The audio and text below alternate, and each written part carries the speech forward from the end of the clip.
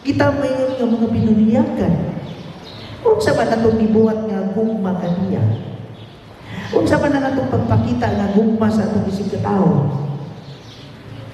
Kung magsaulog kitang Christmas, ang mudgawas kanato, no, ang outwardness, ang tanang kalipay, yes, magmalipay kita, pero usahay ang tinuod nga mensahe alang kanato, ato nang nakalimtan.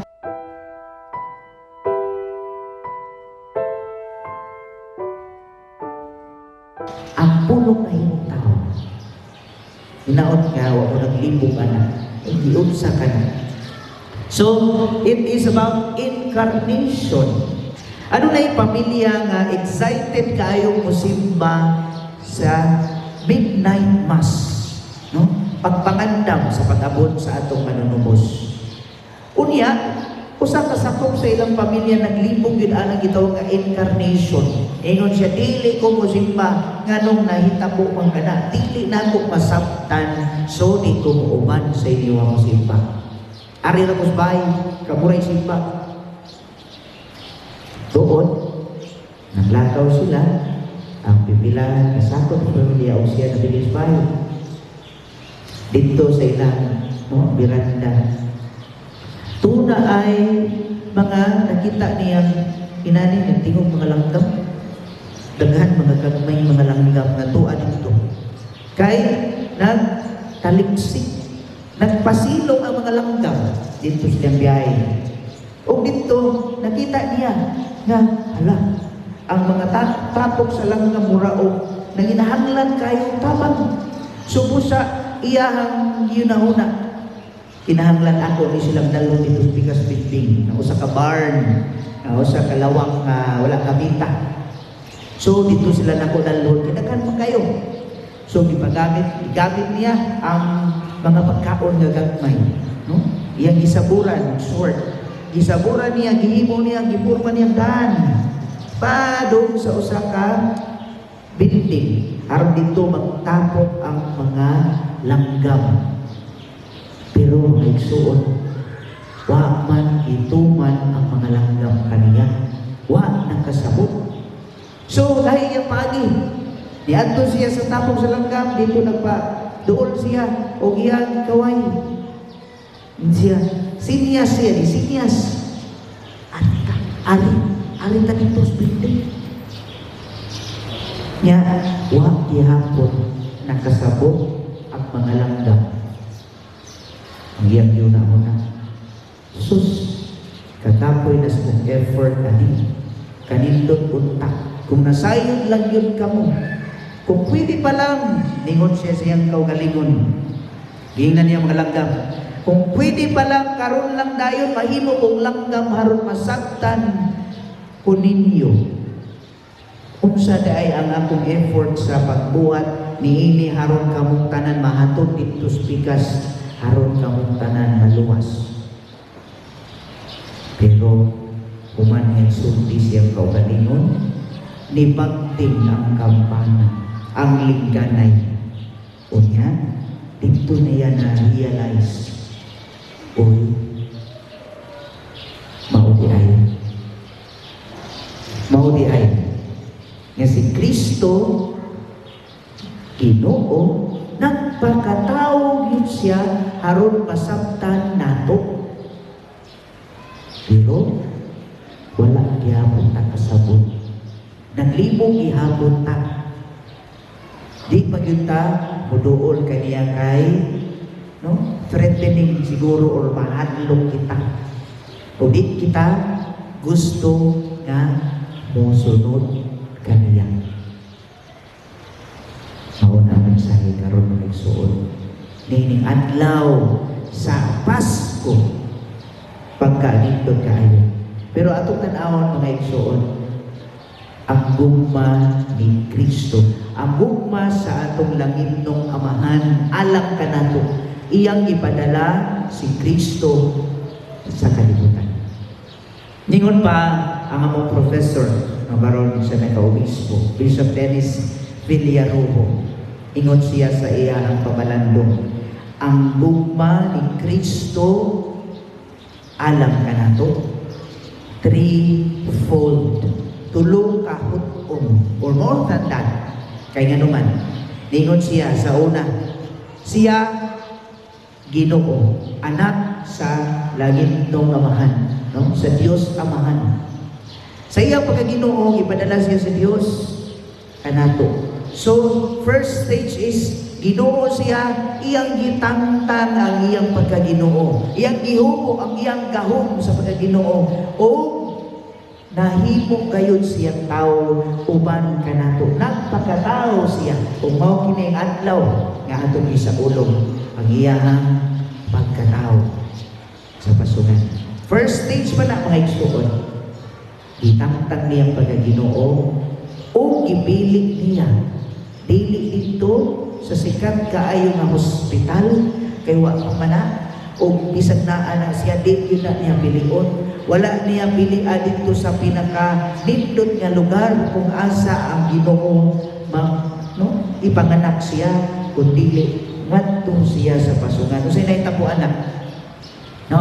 In our readings, kung aware kaayo kamo, kung naminaw kamo, nanugtok sila, no? Si Maria o si Jose, pasudla in taon mi sa panahon nga niadto sila dito aron apil sa senso.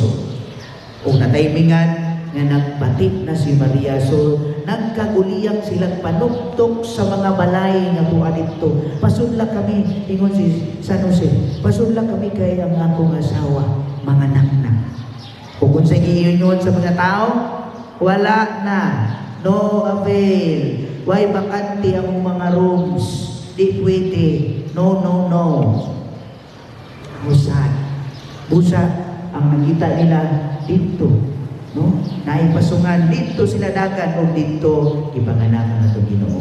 Uban diha sa mga ugaw, sa mga tae na nagkanimaho, way suga, way tubig, wa tanan. Apan ang gugma sa atong Ginoo, ang gugma nagpanagayday nagtungan niya. May suod, first stage pa lang na gitangtang niya iyang pagkaginoo kung nagpagkatao sa ubos nga hukong tina sa pagpaubos.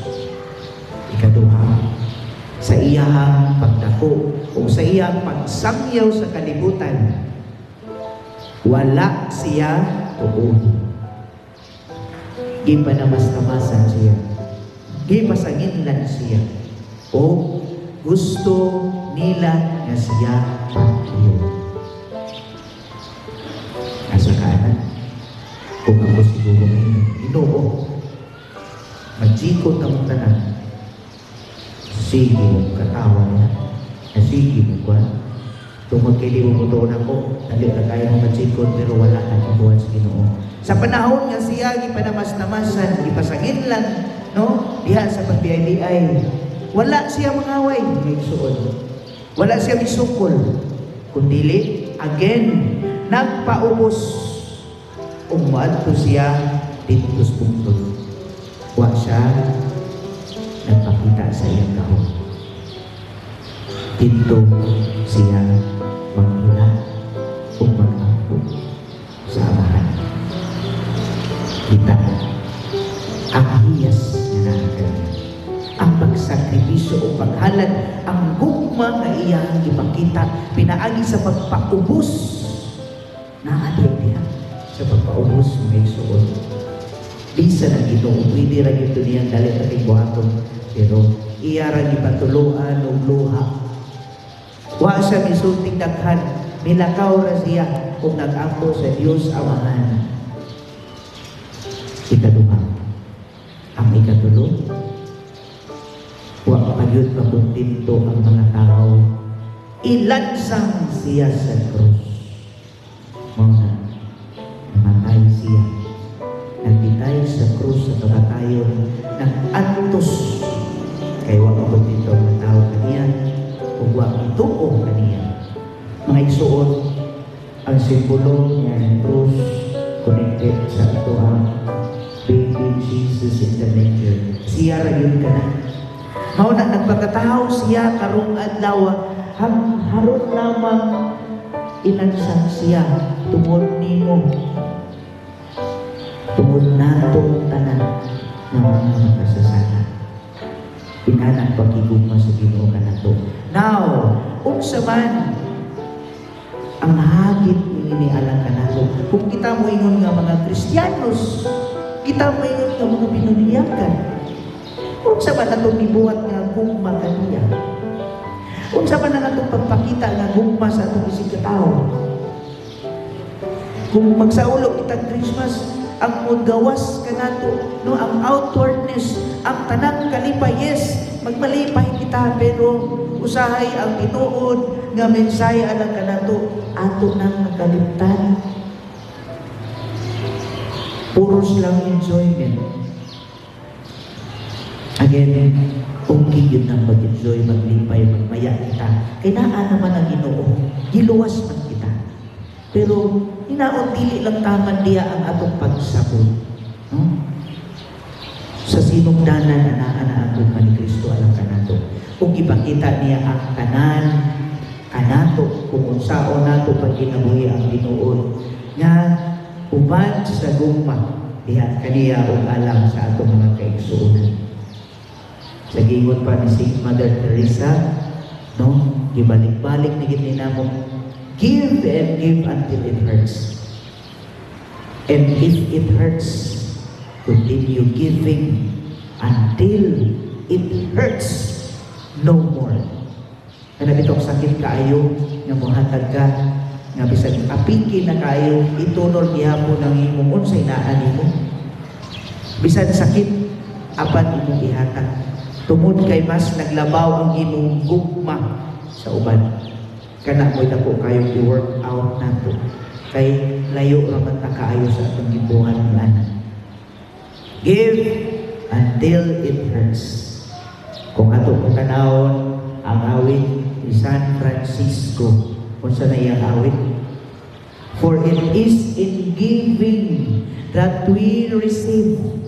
It is in pardoning that we are pardoned. It is in dying that we are born again to eternal life. Ang paghatag sa kaugalingon may suod. Mixed emotions kita tungkol sa panahon karon na ang pandemya nagpadayon, tungkol na tangang sakripisyo ini, naabag yun ang epekto sa bagyo ulit, nga daghan kayo mga kaigsuunan nato na nahiaguman sa kalisod. Magmaya tayo. Yes, maglipay ta kay naay Ginoo. Maglipay ta kay nagsaulog kita sa atong kaluwasan. Pero ang hagit ni nga ng kanato kaigsuon, undang ang nakas pagpakasalanan. Pulihan nato gugma, timpos na gugma, dili plastikanay. Inaot ang kaigsuon, na unta, mangayo kita sa grasya sa Ginoo sa kanunay, na mapuyan nato inintanan sa ato ang padayag sa pagtuo, pagigugma.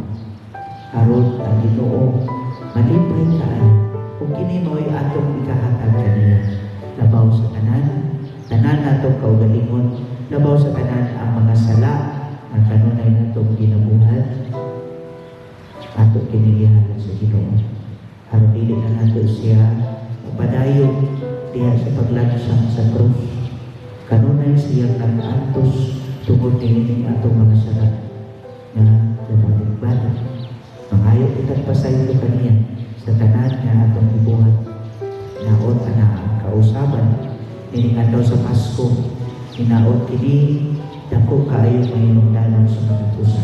Pag-uron nato ang matagusa, ang atong kapasingkasing atong magalingon, naon ka atong mabuhian ang mensahe ni Kristo alang kanato. Perhaps God is speaking to you right now in your heart. This is the moment.